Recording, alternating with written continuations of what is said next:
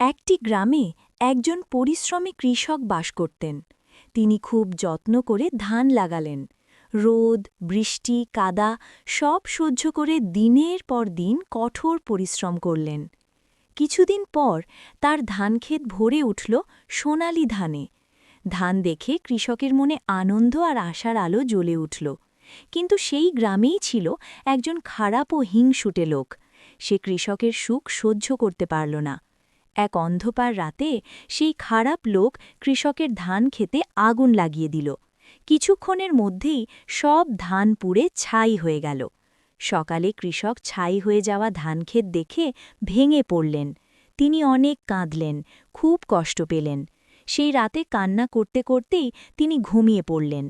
ঘুমের মধ্যে তিনি স্বপ্ন দেখলেন একজন শুভ্র দাড়িওয়ালা বৃদ্ধ লোক তার কাছে এসে কিছু ধানের বীজ দিলেন এবং বললেন, হাল ছেড়ো না, এই বীজ লাগাও। ঘুম থেকে উঠে কৃষক অবাক হয়ে দেখলেন তার হাতে সত্যিই সেই ধানের বীজ রয়েছে। কৃষক সেই বীজগুলো নিয়ে আবার ধান লাগালেন। আগের মতোই তিনি মন দিয়ে পরিশ্রম করলেন। কিছুদিন পর সেই ধান খেতে জন্ম নিল অসাধারণ সুন্দর সোনালি ধান। আগের চেয়েও বেশি ফলন হল। কৃষক বুঝলেন, পরিশ্রম আর বিশ্বাস কখনো নষ্ট হয় না।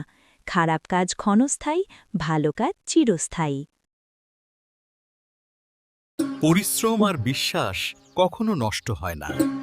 খারাপ কাজ ক্ষণস্থায়ী, ভালো কাজ চিরস্থায়ী। হাল ছেড়ো না, এই বীজ লাগাও। জ্বলছে সব, দারুণ লাগছে দেখতে।